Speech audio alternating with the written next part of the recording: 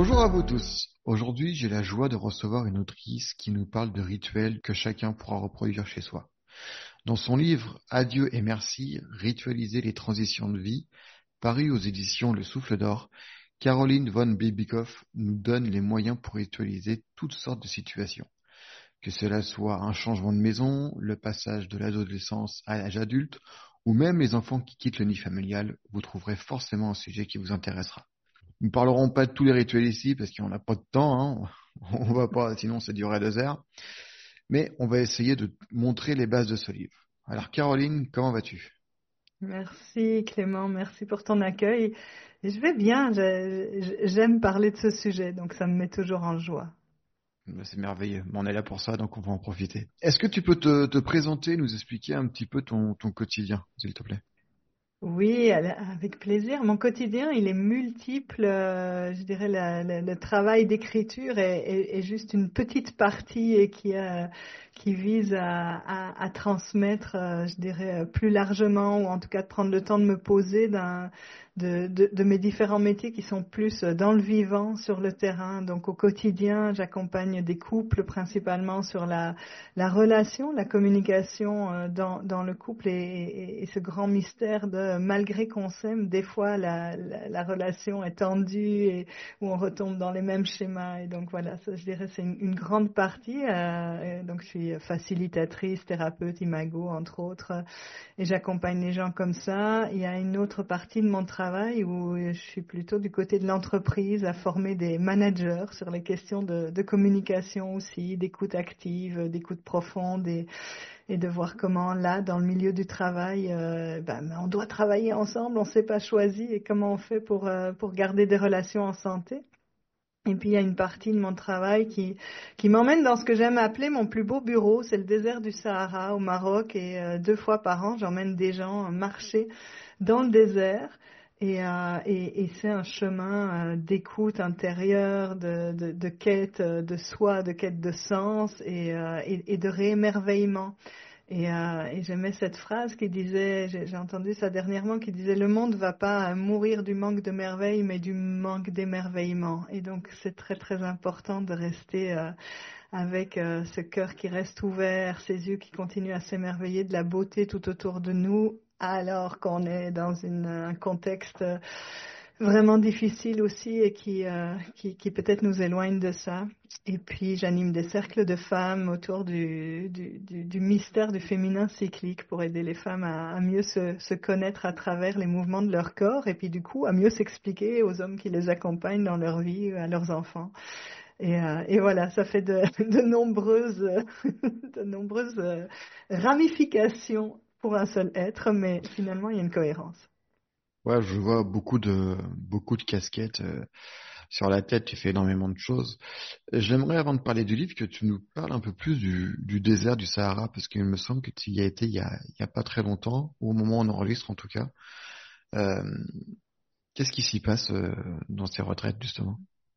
Qu'est-ce qui s'y passe? Alors les gens, ils pensent que dans le désert, il n'y a rien, et en fait, il y a énormément.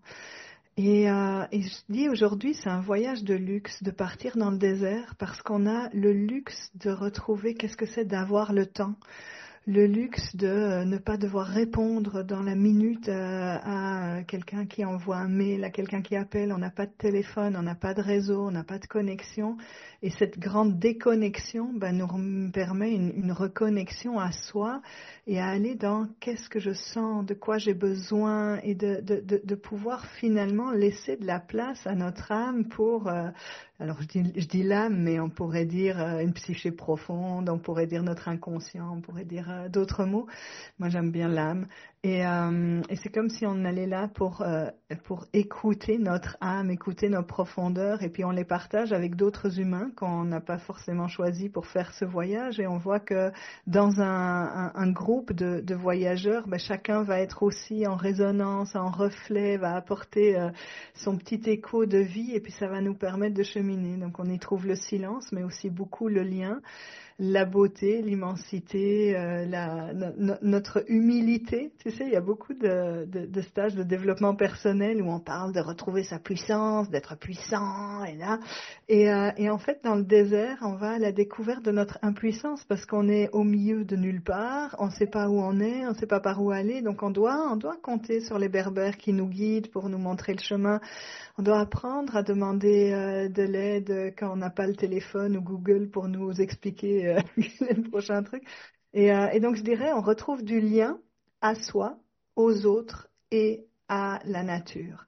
Et par exemple, quand on dort sous les étoiles et qu'on voit ce ciel magnifique qu'on voit plus tellement il y a de lumière partout dans nos villes et même dans nos villages, on a l'impression tout au long de la nuit, parce qu'on a beaucoup de réveils plus réguliers, parce que notre rythme de sommeil là aussi se réaccorde et tout d'un coup on se rend compte qu'on dort des petits bouts d'heure, enfin des petits bouts de nuit et pas toute une nuit.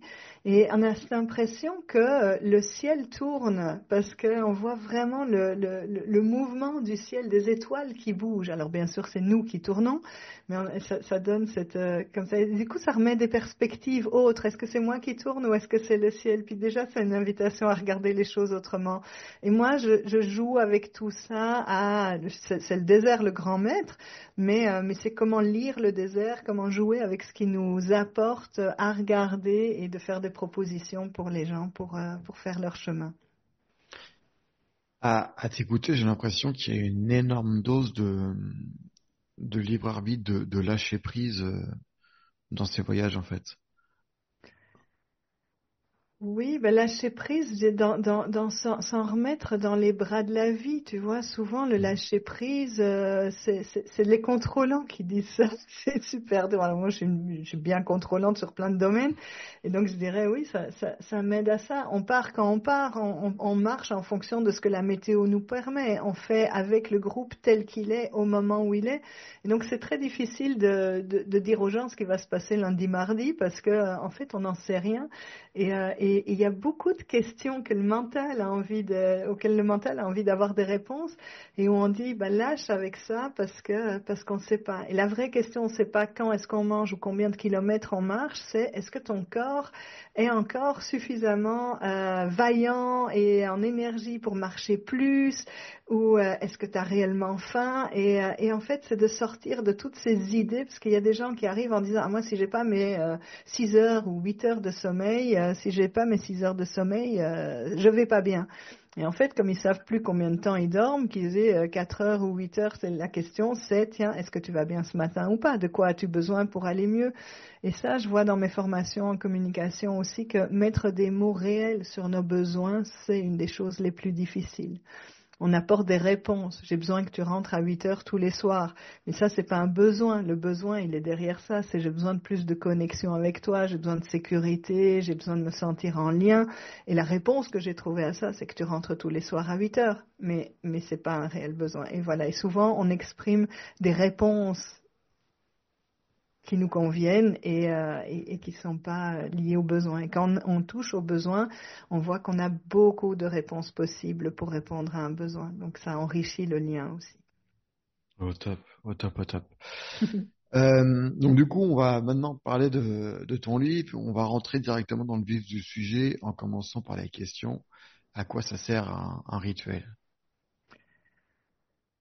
Hmm. Mais je dirais ça sert à marquer un passage, à nous aider à passer d'une étape à une autre, d'un état à un autre. Et le fait de ritualiser, que ce soit un rite de passage, donc une fois sur un événement ou un rituel qui va se reproduire régulièrement sur un même thème, mais c'est une manière de rendre le moment sacré, c'est-à-dire de le sortir un peu du quotidien et du roulis. Et c'est aussi à quoi ça sert?